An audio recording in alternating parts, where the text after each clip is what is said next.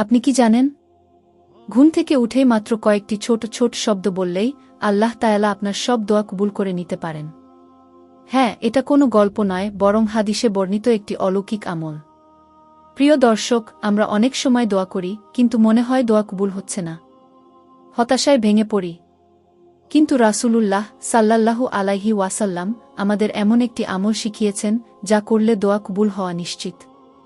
হাদিসে এসেছে, যে ব্যক্তি রাতে ঘুম থেকে জেগে উঠে বলে, লা ইলাহা ইল্লাল্লাহু ওয়াহদাহু লা শারিকা লাহু লাহুল মুলকু ওয়ালাহুল হামদু ওয়াহুয়া আলা কুল্লি শাইইন কাদির, সুবহানাল্লাহি ওয়ালহামদুলিল্লাহি ওয়ালা ইলাহা ইল্লাল্লাহু ওয়াল্লাহু আকবার ওয়ালা হাওলা ওয়ালা কুওয়াতা ইল্লা বিল্লাহিল আলিয়িল আজিম রাব্বিগফিরলি।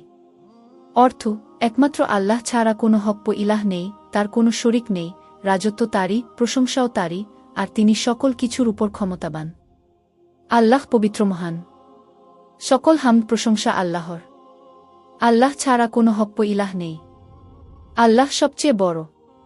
সুউচ্চ সুমহান আল্লাহর সাহায্য ছাড়া পাপ কাজ থেকে দূরে থাকার কোনো উপায় এবং সৎকাজ করার কোনো শক্তি কারও নেই।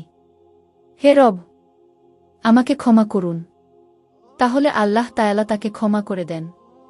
যদি সে তখন দোয়া করে, আল্লাহ তার দোয়া কবুল করেন। আর যদি সে উঠে অজু করে নামাজ পড়ে, তবে তার নামাজ কবুল হয়। সুবহানাল্লাহ! কত সহজ আমল, অথচ কত বড় ফজিলত। তাহলে আর দেরি কেন? আজ থেকেই আমল শুরু করুন।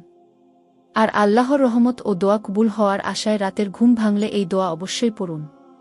প্রিয় দর্শক, ভিডিওটি যদি আপনার ভালো লেগে থাকে তাহলে অবশ্যই লাইক দিন। কমেন্টে আপনার মতামত লিখুন, আর প্রিয়জনের সাথে শেয়ার করতে ভুলবেন না। হয়তো আপনার শেয়ারের মাধ্যমেই কারো দোয়া কবুলের দরজা খুলে যাবে। নতুন নতুন ইসলামিক ভিডিও পেতে অবশ্যই চ্যানেলটি সাবস্ক্রাইব করে পাশে থাকুন। আজকের মতো শেষ করছি। আল্লাহ হাফেজ।